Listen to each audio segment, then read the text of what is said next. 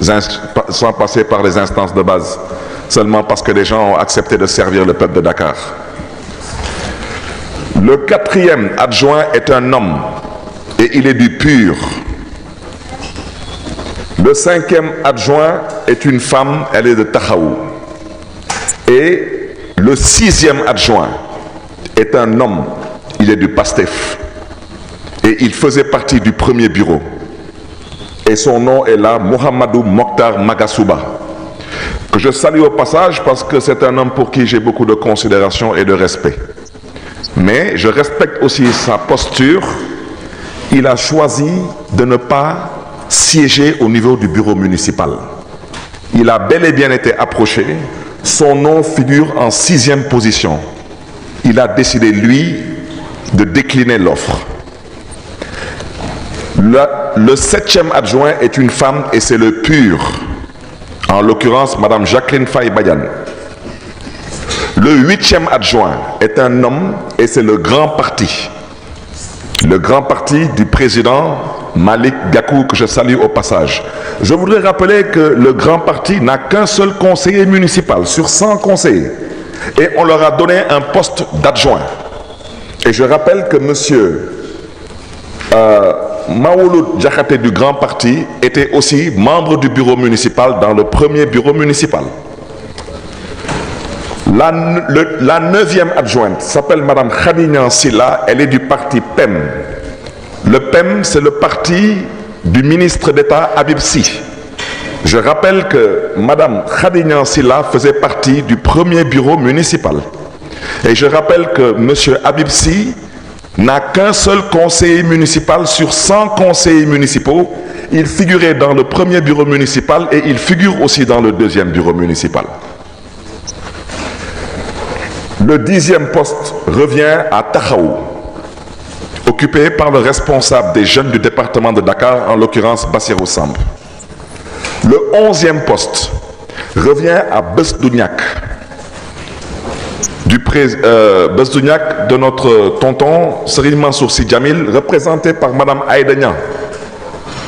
Et sur 100 conseillers, je peux vous dire qu'il y a à dire et à redire. Mais Madame Aïda Niang s'est investie personnellement avec tous ses camarades du département de Dakar au niveau de Besdouniak pour faire triompher notre liste. Le 12e poste revient au Tahaou.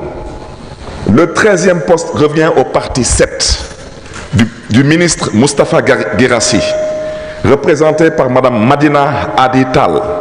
Et sur 100 conseillers, le parti 7 n'a qu'un seul conseiller. Et je peux continuer comme ça. À la 17e place, vous avez Madame Zalé Carmeline Eva Kassoka du PASTEF, que je salue au passage et pour laquelle je réitère mon respect et ma considération. Et je respecte sa posture. Elle a aussi décliné le siège. Et je rappelle qu'elle aussi était membre du premier bureau. Alors il faut qu'on sache raison garder. Parce que vous savez, nous, la différence entre nous et certaines personnes, c'est que nous, on parle français. Alors ceux qui ne parlent pas français devront aller ouvrir le dictionnaire et regarder la différence entre éviction et bouderie. Éviction, c'est quelqu'un qui est éjecté, évincé d'un bureau municipal. La bouderie, c'est celui qui boude. Le bureau municipal de la ville de Dakar, ce n'est pas un jardin d'enfants. Et le conseil municipal de la ville de Dakar, ce n'est pas non plus une garderie d'enfants. Nous sommes là pour servir le peuple de Dakar. Nous allons le dire clairement et à haute et intelligible voix. Nous avons pris, nous, l'option de servir le peuple de Dakar dans l'unité, dans la solidarité, mais aussi dans la responsabilité.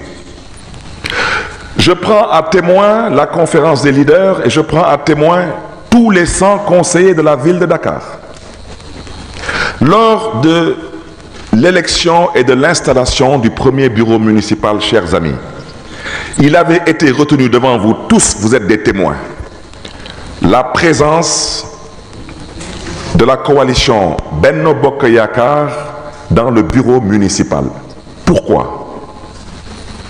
Parce que Le conseil municipal de la ville de Dakar, c'est 100 conseillers municipaux. Benno Bokk Yakaar, à elle toute seule, c'est 33 conseillers. C'est le tiers du conseil municipal. Je viens de vous citer des partis qui n'ont qu'un seul conseiller sur 100 conseillers et qui sont membres du bureau. Et qui sont membres de Yewwi Askan Wi. Le grand parti du président Malick Gakou n'a qu'un seul conseiller. Il est membre du bureau municipal. Membre de Yewwi. Le parti du ministre d'État Habib Sy n'a qu'un seul conseiller sur 100 conseillers. Ils sont aussi membres de Yewwi Askan Wi, ils sont membres du bureau municipal. Le parti du ministre Moustapha Guirassy n'a qu'un seul conseiller sur 100 conseillers. Ils sont aussi membres du bureau municipal. Et ils étaient tous membres du premier bureau municipal aussi. Hein. Rien n'a changé. Aujourd'hui, nos collègues du PASTEF, en l'occurrence, notre ami Mokhtar Magasuba et notre grande sœur, Madame Carmeline Kassoka, ont décliné les propositions qui leur ont été faites. Ils ont refusé de siéger pour le compte et le nom du PASTEF. Maintenant, le pourquoi, il faut aller leur poser la question. Je le répète, ce n'est pas une garderie d'enfants ici. Lors de l'installation du premier bureau, nous n'avons pas réussi à faire rentrer la coalition Benno Bokk Yakaar. Nous avons réussi à les convaincre dans le cadre de l'installation du deuxième bureau municipal à venir servir et travailler pour le peuple de Dakar, ce qu'ils ont accepté difficilement. Je le répète, très difficilement. Mais j'en rends grâce à Dieu. Parce qu'une fois l'élection derrière nous, il n'y a plus de parti politique. Ce qu'il y a, il n'y a qu'un seul parti politique, ce parti s'appelle le peuple de Dakar. Et nous avons voulu être beaucoup plus ouverts. En quoi faisant?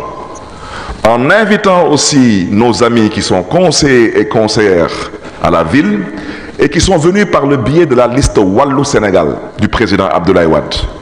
Nous avons invité M. Mohamedou Diop, communément appelé Ahmed Diop, qui vient de la liste Wallu de la commune de Biscuiterie, à bien vouloir aussi intégrer le bureau municipal. Donc ces deux postes que nos amis du PASTEF ont rejetés pour des raisons qui leur sont propres, et je le répète, nous respectons leur posture. Parce que nous ne sommes pas en religion, nous sommes en politique. Ce sont ces deux postes que nous avons donnés à Benno et à Wallu. Alors, il faut qu'on puisse au moins se dire des vérités, et c'est la raison pour laquelle j'aimerais parler au peuple sénégalais. Parce qu'il y a ce que je considère comme étant de la calomnie politique. Alors, la calomnie politique, je ne donnerai pas ma définition de la calomnie, je vous inviterai à ouvrir le dictionnaire. Dans le Petit Larousse, la calomnie est définie comme: c'est la critique injustifiée, inventée avec le dessein de nuire à la réputation ou à l'honneur, ou c'est une accusation mensongère. C'est de ça qu'il s'agit. On ne peut pas aujourd'hui, parce qu'on est dans une situation difficile, une injustice que nous avons vécue bien avant eux, une situation que nous avons connue bien avant eux, et vous êtes tous des témoins, vouloir aujourd'hui dire, parce que peut-être nous allons être empêchés de pouvoir continuer à évoluer sur le plan politique, toutes les personnes qui ne sont pas prêtes à se soumettre à notre volonté, qui ne sont pas prêts à nous soutenir, qui ne sont pas prêts à oublier leurs ambitions, ces gens sont des traîtres. Je m'adresse au peuple de Dakar. Je ne polémiquerai avec personne. Je vais vous dire c'est quoi un traître. Un traître, c'est celui avec lequel vous vous êtes battu. Vous avez cheminé. Vous vous êtes sacrifié.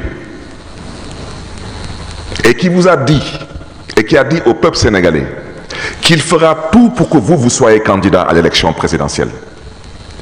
Il l'a même inscrit dans sa charte. la charte de la coalition Yewwi Askan Wi, en disant qu'il n'est pas question que Khalifa Ababacar Sall ne soit pas candidat. Et subitement, cette personne décide de changer d'avis. Nous partons à l'Assemblée nationale. Nous devons voter une loi pour la réhabilitation de M. Khalifa Ababacar Sall.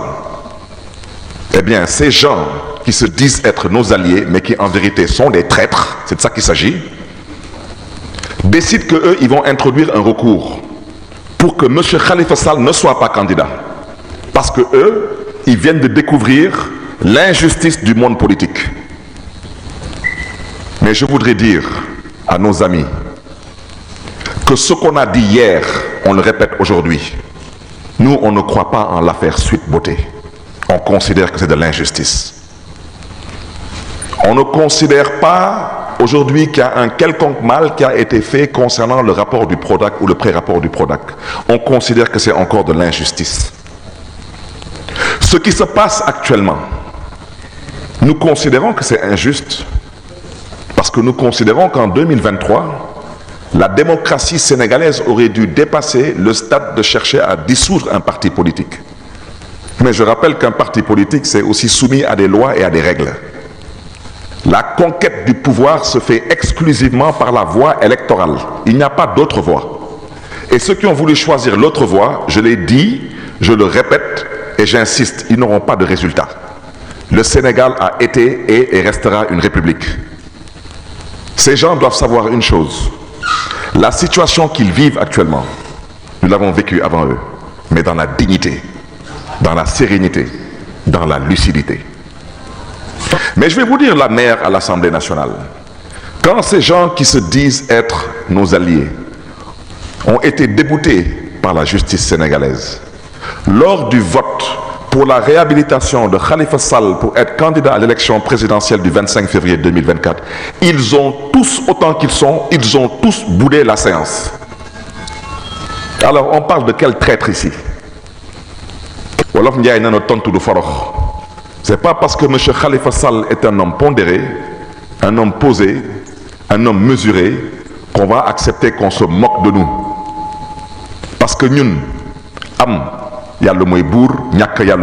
nous ne sommes pas obnubilés par une élection. Nous avons été exclus du Parti socialiste sous vos yeux, à vous tous autant que vous êtes, pour le même principe pour lequel on se bat aujourd'hui. Ceux qui sont là à s'exciter aujourd'hui, quand on était exclus du Parti socialiste, ils n'existaient pas dans le champ politique sénégalais. Mais s'ils n'ont pas l'honnêteté intellectuelle de reconnaître que notre mise à l'écart a contribué à leur émancipation, ça, on laissera le soin au peuple sénégalais de pouvoir apprécier. M. Khalifa Sall est votre allié. M. Khalifa Sall n'est pas votre ennemi.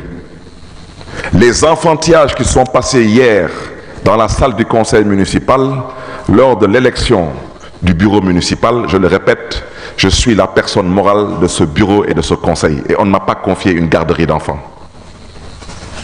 Je n'ai pas le temps de gérer, moi, excusez-moi l'expression, des rancuniers, des haineux, des gens qui portent en banlieue la haine. Je n'ai pas que ça à faire. J'ai été élu pour servir Dakar. Je gère un budget de 50 milliards de francs CFA. Et j'ai une obligation de résultat. Je ne suis pas là pour gérer des gens. Je vais vous donner un autre exemple. On parle de traîtres. Parce qu'il semble que personne n'ait vu ce qui s'est passé à l'Assemblée nationale. Je ne critique personne. Je ne critique pas la presse, je ne critique personne. Mais personne n'a apparemment vu ce qui s'est passé à l'Assemblée nationale. Mais pendant qu'on y est, personne n'a aussi vu ce qui s'est passé à Dieuppeul, Derklé Castor, où le premier adjoint s'appelait plus ou moins M. Ibrahim Ndiaye, il est là présent en chemise rouge. C'est le premier adjoint qui a été élu et qui suivait le maire Cheikh Gueye lors de l'installation du premier bureau municipal. Lequel bureau aussi a été attaqué en justice. Une décision de la cour d'appel a donné injonction au maire Cheikh Gueye de reprendre la composition du bureau municipal. Ils sont partis au vote. La première adjointe, à l'heure où nous parlons, elle est première adjointe de PASTEF. Vous pouvez aller vérifier. Monsieur Ibrahim Ndiaye, qui est de Taxawu Sénégal, a été élu deuxième adjoint après 3 tours de vote. 3 tours de vote. Vous n'avez jamais entendu les gens de Taxawu Sénégal parler de trahison ou d'éviction. Il faut apprendre à être élégant. Quelles que soient les épreuves, il faut apprendre à être grand.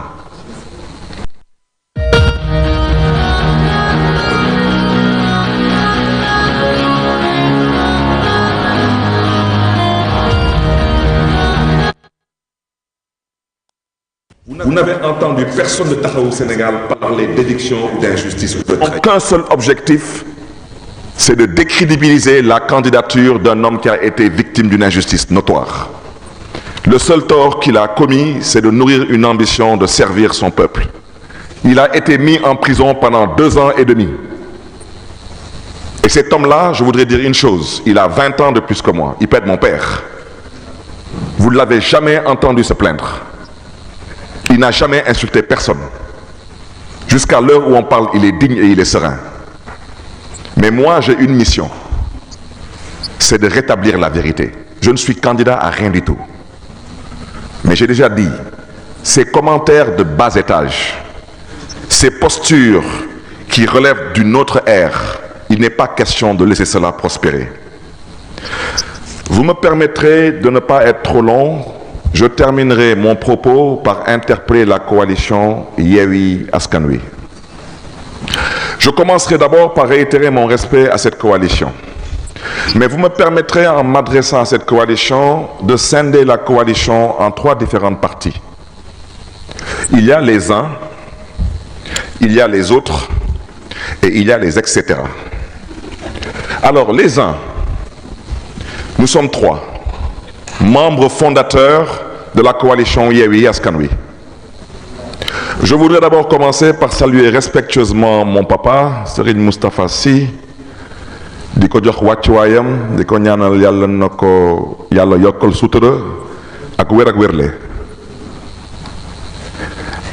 Interpeller M. Khalifa Sall, qui est hors du territoire. Je voudrais dire surtout que j'ai déjà indiqué que le marabout Serigne Moustapha Sy n'est pas membre de la conférence des leaders et ce n'est pas quelqu'un qui est accessible ou joignable facilement. Mais à l'heure où je parle, je prends à témoin mon conseiller politique. Je suis à ma 3e demande d'audience avec mon papa. Et j'ai même demandé à mon conseiller politique, s'il n'est pas disponible pour me recevoir, j'aimerais rencontrer son fils, qui est aussi un jeune frère pour qui j'ai beaucoup de respect et que je salue au passage, capitaine. Je voudrais dire que le 3e leader, il n'est malheureusement pas disponible pour des raisons que nous connaissons tous. Ce sont les uns, c'est eux qui sont à l'origine de la coalition Yewwi Askan Wi. Il y a maintenant les autres. Les autres, ce sont ceux qui sont venus à la table, une fois que nous sommes allés chercher la dépense, aller faire les courses, cuisiner et mettre à table. Ce sont les autres. Alors les etc. Les etc. ce sont les frustrés de la 26e heure qui pensent qu'ils sont le nombril du monde. Vous me permettrez à vous de vous opposer le mépris et le silence parce que je préfère rester sur l'essentiel. L'essentiel, c'est que dans la charte de Yewwi Askan Wi, il n'y a aucune décision qui peut se prendre sans consensus, ce n'est pas possible. Et toutes les décisions doivent se prendre à la conférence des leaders. Comment dans le groupe des uns, l'un est malheureusement empêché parce qu'étant incarcéré, l'autre étant injoignable et Khalifa Sall étant hors du territoire. Ils sont rencontrés où pour sortir un torchon de communiqué qui veulent faire croire à l'opinion que c'est la conférence des leaders qui s'est exprimée. Alors maintenant, je voudrais parler aux autres. Je vous invite à la tenue et à la retenue parce que vous faites pitié. Et je vais vous dire une chose.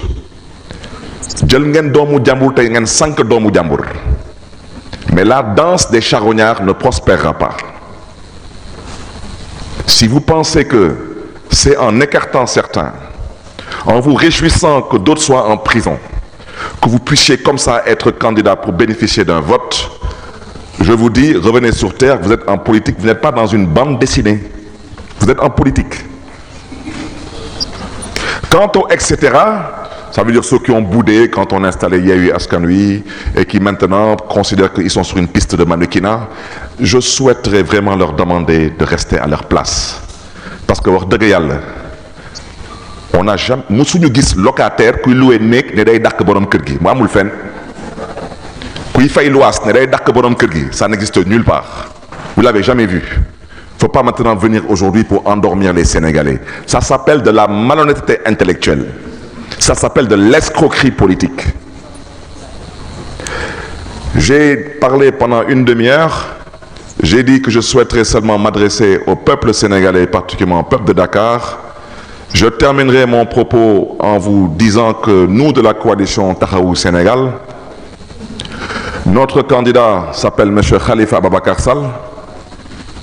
Je rappelle à certains qui veulent aujourd'hui faire croire à une certaine opinion qu'il se peut qu'il y ait une lune de miel, ou bien il se peut qu'il y ait un mburu ak sow.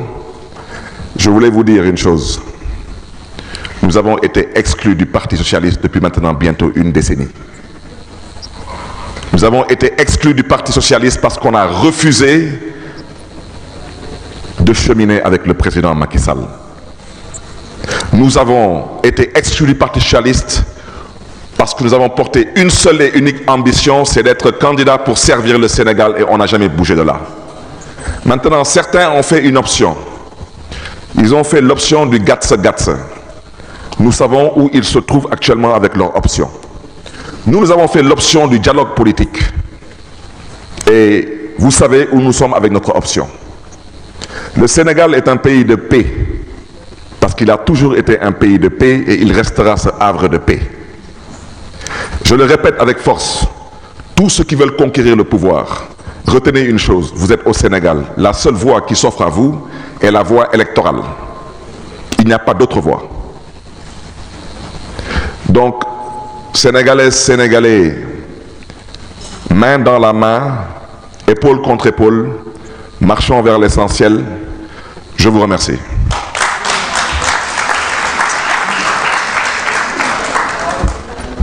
asalaamaaleykum mbokk yi ginnaaw bu ñu sante yàlla ñu ngi gërëm mbokk journaliste yu fi ñëw tey fekk ci tey point de presse bi nag lu ko waral mooy bureau municipal jot installé démb mu am ci mbokk yi ay mbokk yu fi gedd def yëfu xalel ne nag dañuy génn bëgg ñu dëkkaloo ñun fu ñu dëkkul mbokk yi ngeen même rek ci ñaar ba ñetti baat ma wax ak askanu Sénégal wax leen mbir gi nu mu tëddee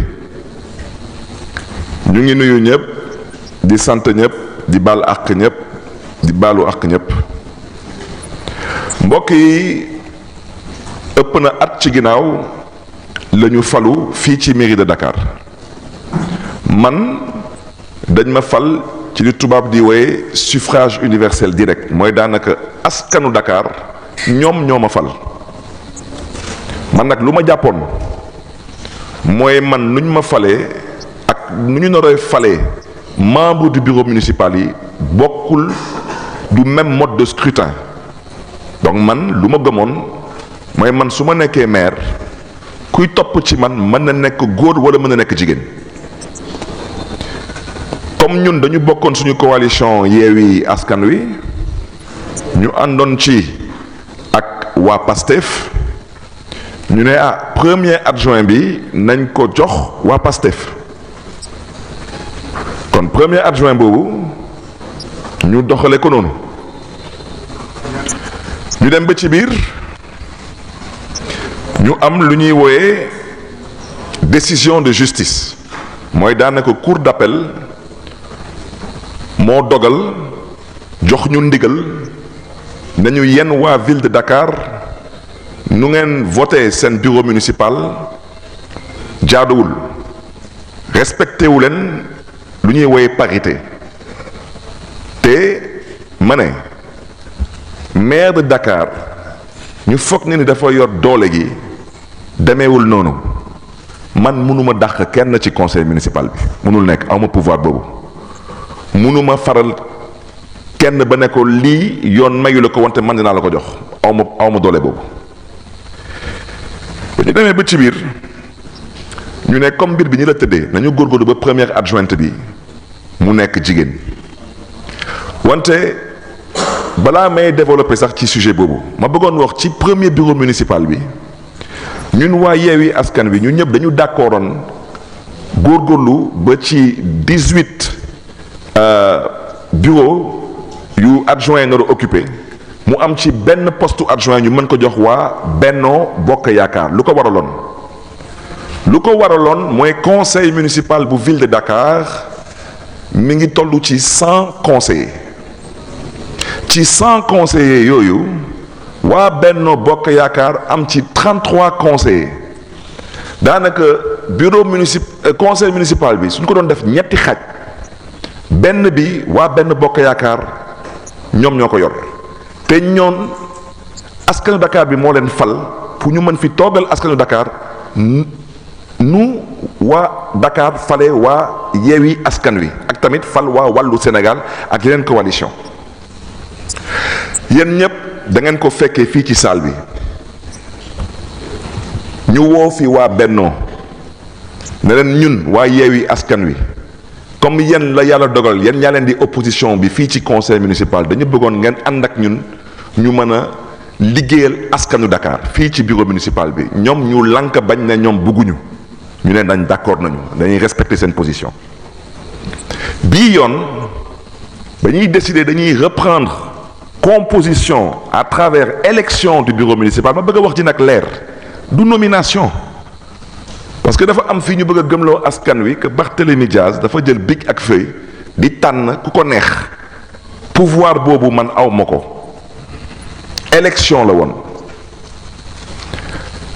lu tax ma ne tey danaa ñëw waxtaan ak mbokk yi parce que coalition Yewwi Askan Wi dañuy bëgg a fooye xelu askan wi te ñoom lu ñu woote woon mooy Yewwi Askan Wi musuñu fi woote fooye xelu askan wi lii mooy première mouture lii mooy première proposition bu ñu arrêté woon te yéen journalistes yi jox naa leen këyit yi dama ne première adjointe taxawu la mi ngi tudd Ngoné Mbeng ñu ne deuxième adjoint mi ngi tudd Pathé Ba lu ko waral parce que moom day xëy fii mairie de Dakar te di liggéey parce que fii amoon nañ fi premier adjoint jox ko oto jox ko bureau du xëy du liggéey dara defu ko fi foog na ni fii mooy bureau politique u Pastef fii du bureau politique u Pastef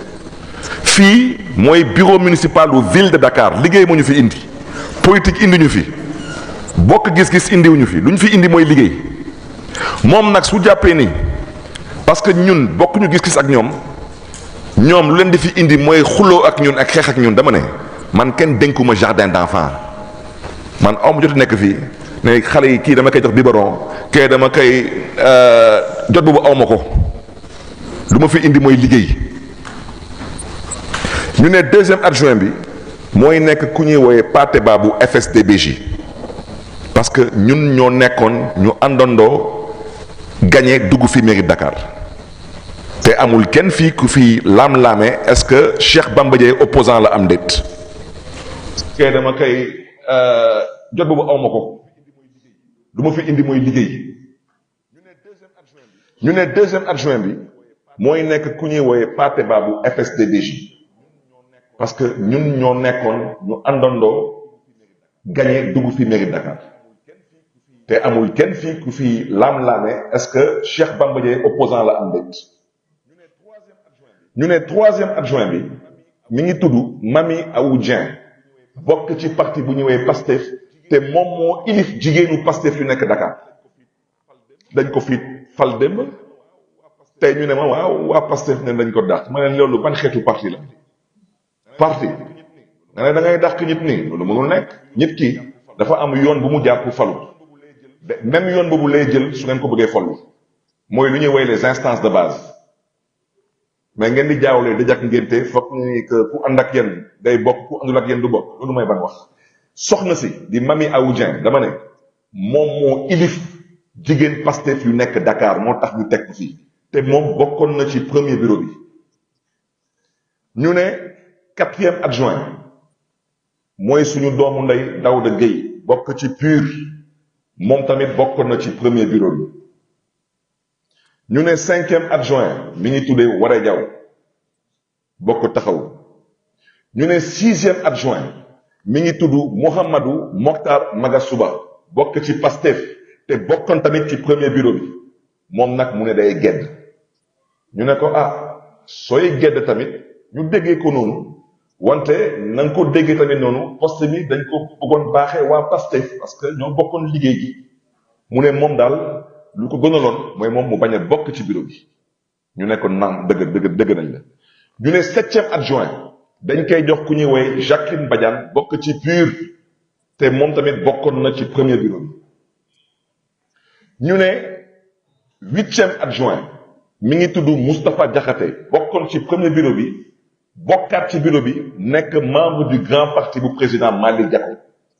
ma bëggoon nag leeral wax ci conseil municipal bi 100 conseillers moo fi nekk grand parti benn conseiller kese la am non 3 conseillers je crois 2 ou 3 conseillers 3 conseillers am nañ benn membre du bureau.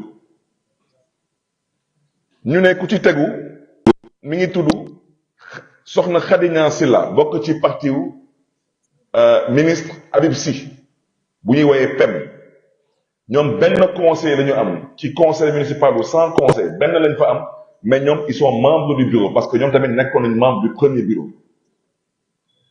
mën naa continuer leen di liimal nii ku ñuy woyee Madina Adi Tall bokkuloon sax ci premier bureau bi moom moo nekkoon président commission environnement mais nag jigéen bu mën góor ñu ne ko comme am nga xam-xam macha allah mën nga liggéey kaay nga dugg ak ñun ci bureau bi liggéey moom mu bokk ci parti Moustapha Guirassy bu ñuy woyee 7. te am na sax lu ma fàtte wax ci tubaab est-ce que xam ngeen bureau municipal ville de Dakar lan mooy esprit am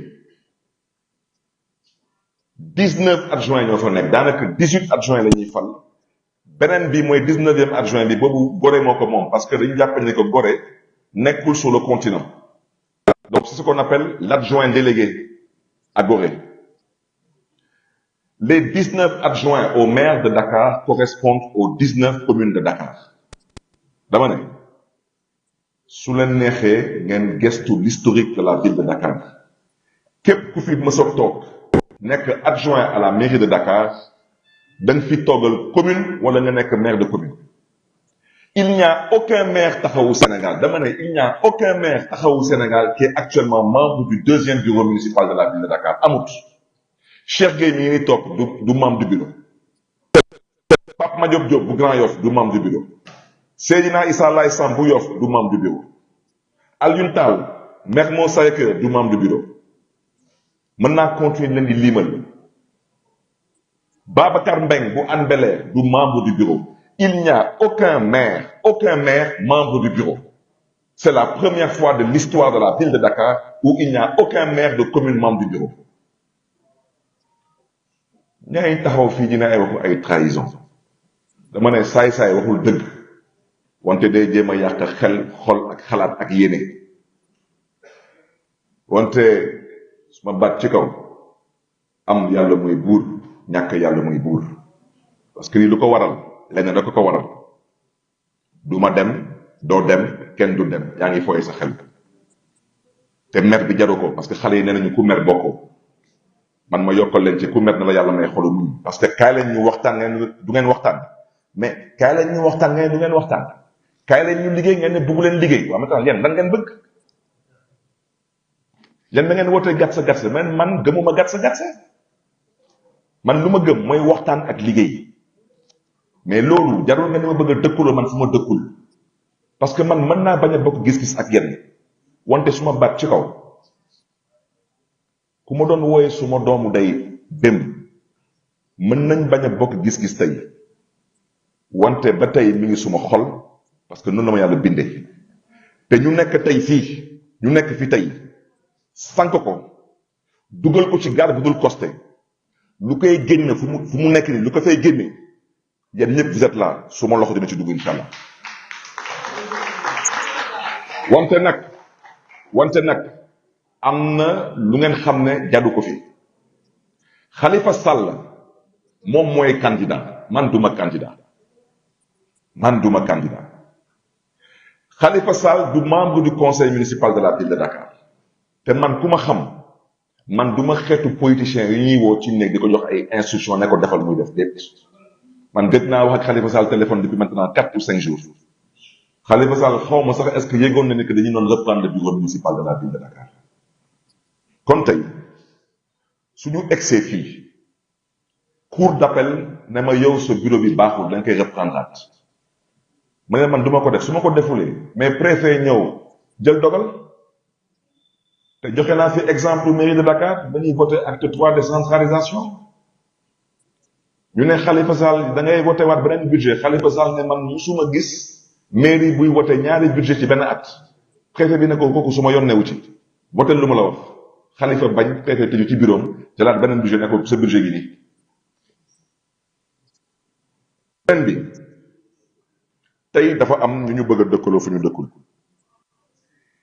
lu tubaab di wooye calomnie politique mooy di sosal nit ki di ko wax lu amut ndax lan ndax bëgg a lëndëmal xelu nit ñi ak bëgg tamit jël nit ki bëgg ko présenter comme étant un traître daanaka jàmm ñoom dañuy wax waxu jàmm askan bi mi ngi ñuy déglu du ñu seetaan kuy wut jàmm su yeewoo këram su amulee miroir na dem wuti miroir ñu may waxal xam nañ seen bopp parce que biir Yewwi Askan Wi ñetti pàcc fa nekk ñett mooy ñu may woy xam nu ma koy waxee ci wolof mooy ñu may njëkk a woy les uns mooy ñii les autres mooy ñee ak les et cetera mooy ñeneen ñi rek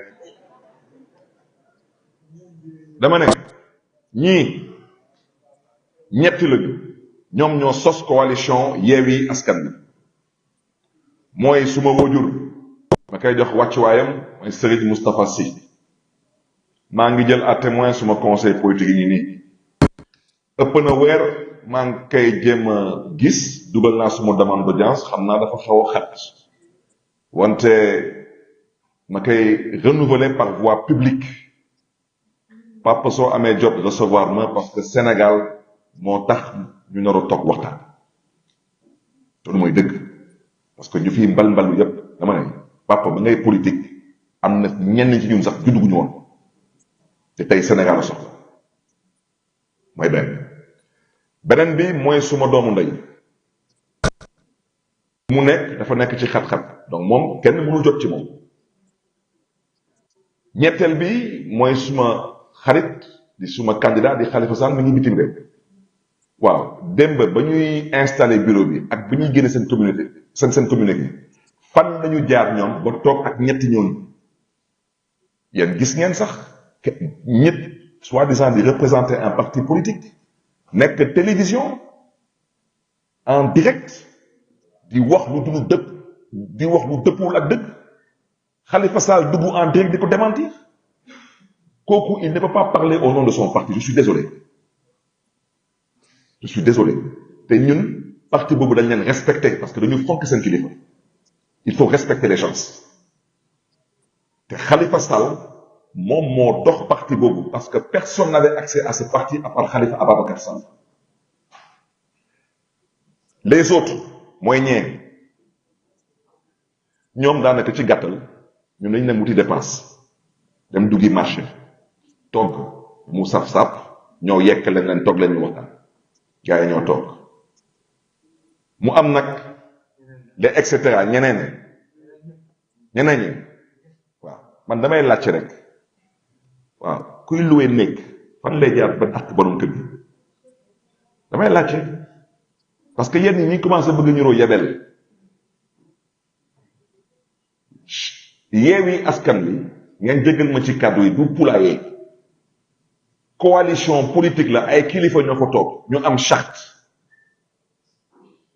bi ñu doon ko respecté ñu ne amul benn décision bu ñu mën a jël te kilifa yi tooguñu fan la kilifa yi toog fu ñu toogee dafa am nag ñenn ñi ñu bokk ci ñoom ñu ne ñoom dañu def seen képp kàttan ba Khalifa Sall ñu mën ko diaboliser parce que comme que bokkul mi ngi ci kaso bi ñun ñu mën a doon candidat mën a am seen ay voix loolu mooy dëgg bi mooy ñu may woyee les autres et les et cetera dama ne àndal nag dal te ngeen ñite parce que lu ngeen di def nii saful suukar saful poobar saful xorom saful cube magique yenn yi sax dafa ñuroo à la limite sax ab ñàkk jom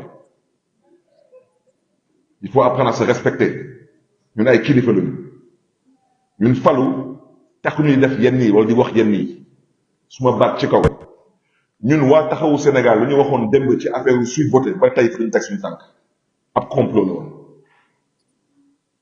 lu ñu waxoon ci waxu xawma dossier Prodac bi ba tey lu ñu waxoon fa ñu teg suñu tànk parce que man mi am na lu ma liir ci Prodac tey nag man lu ma gëm mooy 2023 Sénégal ñuy wax ay waxu ay dissoudre ay parti politique wax dëgg yàlla loolu mënoon a ñàkk mais ba may wax démb ak bërki démb suñ ma dégg woon tuuti on n'en serait pas là parce que Sénégal képp ku namm liggéeyal askanu Sénégal di wut pouvoir benn yoon kese la constitution may mooy voie électorale leneen amu fi ay gàtt sa loolu yëpp ay wax yu daanu sa rek fii lu fi am mooy ànd ak dal waxtaan te yiite leneen amu fi kon nag mbokk yi ñu leen bëgg a gëmloo ni que waa taxawu Sénégal ay jaam lañu ay traître lañu dama ne je vous prends à témoin démb ci assemblée nationale dañu doon voté benn loi pour que Khalifa Sall mën a bokkaat ci élection yi ñoom tey ñu bëgg a tàmm waa taxawu Sénégal ne ñooñu ay dëmb lañu wala ay traître lañu ñoom ñoo dugal recours pour que Khalifa Sall bañ a bokk te ñoom ñoo dugal seen charte Yewwi Askan Wi que Khalifa dafa nar a bokk par force justice daal di leen di débouté ba ñuy wote loi bi assemblée nationale ñoom ñëpp a jóg génn ñëpp a gedd dañu gedd assemblée ñëwaat fii geddaat fii xaleel mooy gedd ab cuune mooy gedd kuy politique day fekkee di dox di wax politique gedd amul ci politique xale yi sax bàyyi nañ maintenant di gedd xale yi sax bàyyi nañ gedd kon nag mbokk yi man daal bañ a guddal ñoom biig ci commune Dieuppeul Derklé premier adjoint bu ñu wote woon ci premier bureau municipal mi ngi ni toog mi ngi tudd Ibrahima Ndiaye bokk ci taxawu Sénégal fu cour d'appel jaar ak ñun foofu la cour d'appel jaar ak commune Dieuppeul Derklé cour d'appel joxe décision ne yéen waa Dieuppeul Derklé respecté wu leen parité bi da ngeen di reprendre bureau bi Pastef jigéen moo jël premier adjoint kenn musul dégg waa taxawu xas leen wala saaga leen wala jëm leen dëkkaloo fu ñu dëkkul deuxième adjoint ñetti yoon la ñu wote pour que suñu camarade Ibrahima Ndiaye mën a jàll kon nag kan mooy jàll am na ñu fi waxoon Khalifa Sall dafa naroon bokk ci élection yi par force dem assemblée nationale ñu lànk bañ na duñ ko voté kan mooy jàmm dem leen HLM ngeen xool lu ñu fa def HLM wax ci mooy lan mooy dañu bëgg a lëndëmal xelu askan bi dafa am ay nit yu gëmul yàlla ñu wóoluwul yàlla parce que tey nit ki mën nga nekk ci nattu mais wante yàlla mooy buur yéen da ngeen xam mbir bi nu mu mën a tëdd ëllëg est-ce que xam ngeen mbir bi nu mu mën a tëdd ëllëg wante soo demee ba saalit yow looy dox di saalit parce que yow xat-xat bu nga nekk nii ñun ñëpp d'accord dañ ko injustice la wante ñun lu ko waral lii yëpp ñun suñu loxo nekku ci lu tax ngeen bëgg ñu dëkkaloo fu ñu dëkkul lu tax mun leen wax askan wi dëgg te yàlla tax Vous allez faire vos bêtises et maintenant vous voulez nous faire porter maintenant la responsabilité de ces bêtises. dama ne ñun lu ñu gëm mooy unité mooy solidarité mooy responsabilité ñun loolu la ñu gëm Yewwi Askan Wi nag dama ne nit ki balaa nga ne naam ne fa